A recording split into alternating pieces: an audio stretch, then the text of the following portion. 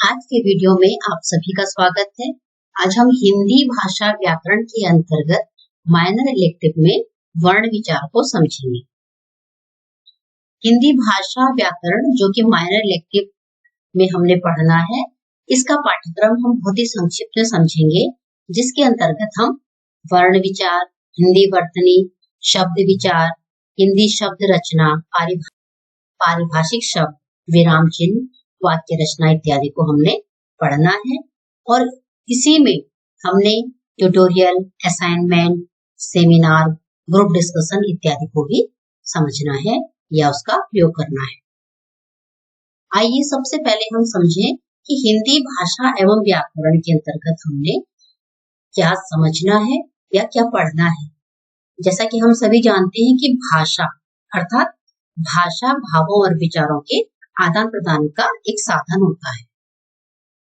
इसका तात्पर्य है कोई भी व्यक्ति अपने विचारों और भावों को दूसरों तक कैसे पहुंचाए या कैसे पहुंचाएगा और दूसरों के भावों और विचारों को कैसे समझेगा, तो उसका माध्यम है भाषा, जो कि मुख्यतः दो प्रकार की होती है, मौखिक एवं लिखित।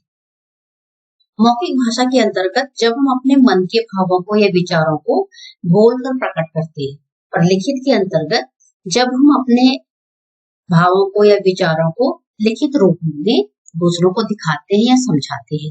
इसके अंतर्गत एक और भाषा मानी गई है जिसे हम सांकेतिक भाषा कहते हैं। एक उदाहरण देखिए, जैसे आपने देखा होगा एक गाड़ी पर प्लस यानी धन का चिन्ह रहता है, तो हम समझ जाते हैं कि यह एम्बुलेंस है, तो वो सांकेतिक भाषा के अंतर्गत आता है। तो इस प्रकार हम समझे कि भाषा भावों एवं विचारों के आदान प्रदान का साधन है।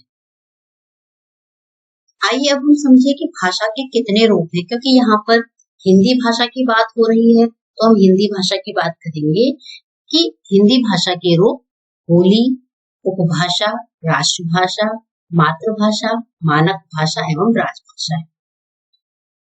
जैसा कि हम सभी को जानना चाहिए कि जो हिंदी भाषा है उसकी मुख्यतः 5 उपभाषाएं हैं, जिसके अंतर्गत पश्चिमी हिंदी, पूर्वी हिंदी, राजस्थानी, पहाड़ी एवं बिहारी भाषा आती है।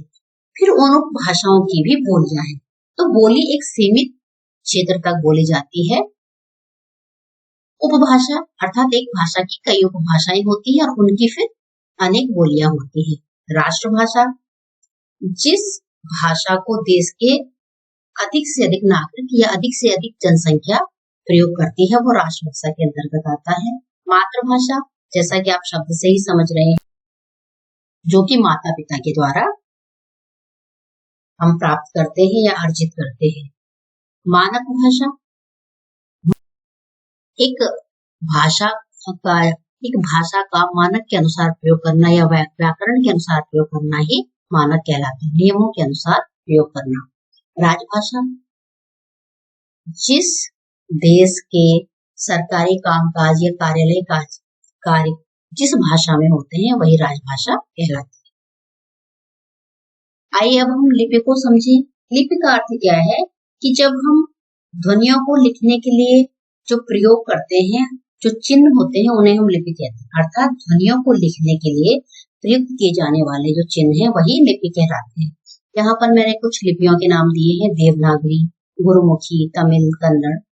तो हिंदी भाषा की बात करें तो हिंदी भाषा को देवनागरी लिपि में लिखा जाता है। आइए अब हम व्याकरण को समझें। ऐसी क्या आवश्यकता होती है कि हमें व्याकरण पढ़ना चाहिए या हमारे पाठ्यक्रम में व्याकरण रखा जाता है?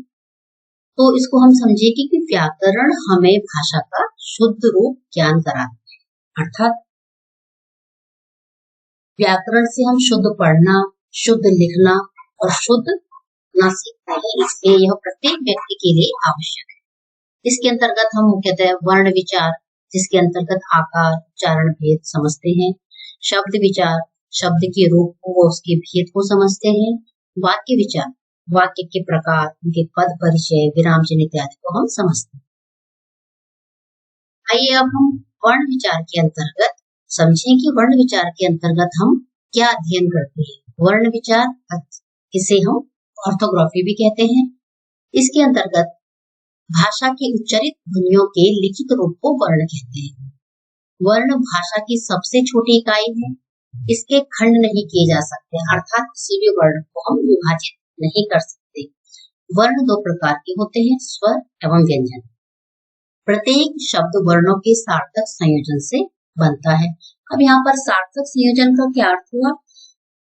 यदि वर्णों से शब्द बन रहा है और उसका सही अर्थ या उचित अर्थ आता है, तभी वह शब्द कहलाएगा या सार्थक कहलाएगा। जैसे हम एक उदाहरण देखें, पानी वानी। हम दैनिक बोलचाल की भाषा में कहते हैं पानी वानी पी लिया। पानी सार्थक शब्द है, लेकिन वानी निरर्थक शब्द है। तो यहाँ पर जो शब्द का सही संयोजन हुआ है वह है पानी। तो इस तरह से हमें समझना है। अब हम हिंदी वर्णमाला को समझेंगे कि हिंदी वर्णमाला में हमने क्या क्या अध्ययन करना है। वर्णों की निश्चित क्रमबद्ध व्यवस्था वर्णमाला कहलाती है और हिंदी वर्णमाला के अंतर्गत स्वर और व्यंजन होते हैं। तो स्वर किसे कहते हैं? जिन वर्णों के उच्चारण में वायु बिना किसी रुकावट के मुंह से निकलती है वे स्वर कहलाते हैं। यहाँ पर उदाहरण देखिए, स्वर लिखे गए हैं अ, आ, ई, इत्यादि।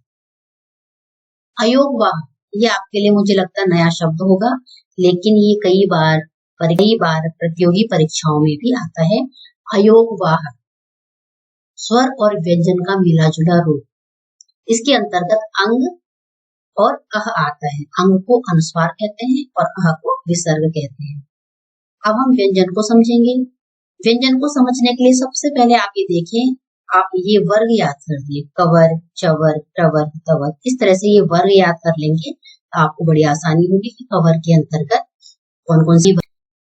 तो आपको स्वर और व्यंजन के उच्चारण में कहीं भी कोई संदेह नहीं रहेगा।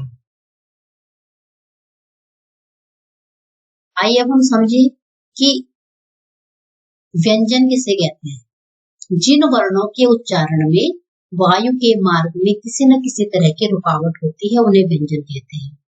अब व्यंजन के अंतर्गत हमने ये समझना है कि स्पर्श व्यंजन कौन कौन से हैं। वही जो मैं आपको पहले बता चुकी हूँ कि आप वर्ग के अनुसार याद कर लें तो आपको कोई दिक्कत नहीं होगी। और यहाँ पर स्पष्ट किया गया है कि कवर्ग है तो उसमें कौन सा शरीर का अंग या मुंह का अंग प्रयोग किया गया है, तो आप समझ जाएंगे कि कंठ का प्रयोग किया गया। वही मैं चित्र आपके सामने फिर से यहाँ पर ले आई हूँ कि जिससे आपको समझने में आसानी हो। चवर्ग में लिखा है कि उच्चारण स्थान तालु है, तो आप समझ जाएंगे कि तालव्य कहाँ है, तालु कहाँ है। और जब आप च का उच्चारण करेंगे तो आप समझ जाएंगे कि हमारी जीभा कहाँ स्पर्श कर रही है। मूर्धा में देखिए टवर्ग में मूर्धा अर्थात जब ट आप प्रयोग कीजिए, प्रैक्टिकल कीजिए, ट का उच्चारण करते हैं तो आपकी जीभ मुड़ जाती है तालु को टच करते हुए, तो मूर्धा। तो इस तरह से कहाँ पर किस अंग का प्रयोग हो रहा है उसी तरह से ये बांटा गया है, कण्ठ, तालु, मूर्धा, दंत्य, भुज। आगे देखिए अंतस्थ, जिन वर्णों के उच्चारण में वायु कहीं स्पर्श नहीं करती, जैसे य, आप य का उच्चारण करके देखेंगे तो आप समझ जाएंगे। ऊष्म, जिनके विशेष व्यंजन उच्चारण से हवा मुंह में रगड़ खाकर ऊष्मा उत्पन्न करती है। आप एक बार कह के देखिए श, तो आप समझ जाएंगे। अनुस्वार, स्वर के बाद आने वाली नासिक की ध्वनि अनुस्वार कहलाती है। अनुनासिक, जिनके उच्चारण में हवा मुंह व नाक से बाहर निकलती है। अब आप इसको उच्चारित करके देखिए, बूंद, चांदी। विसर्ग, इसका प्रयोग तत्सम शब्दों में किया जाता है, प्रातः, प्रायः। और दो वर्ण और है ड़, ढ, इन्हें उत्क्षिप्त व्यंजन कहते हैं। ड, ढ अलग है, लेकिन ड, ढ के नीचे जब बिंदी लग जाती तो वो अलग व्यंजन बन जाते हैं, अड़, ढ, जैसे सड़क, पढ़ाई इत्यादि। तो इस तरह से आज हमने वर्ण विचार को भली भांति समझ लिया कि वर्ण किसे कहते हैं, वर्ण कितने प्रकार के होते हैं और उच्चारण के अनुसार या उच्चारण स्थान के अनुसार किस किस तरह से उन्हें विभाजित किया गया है। मुझे आशा है कि इस वीडियो को देखने और सुनने से आपने वर्ण विचार को भली भांति समझ लिया होगा।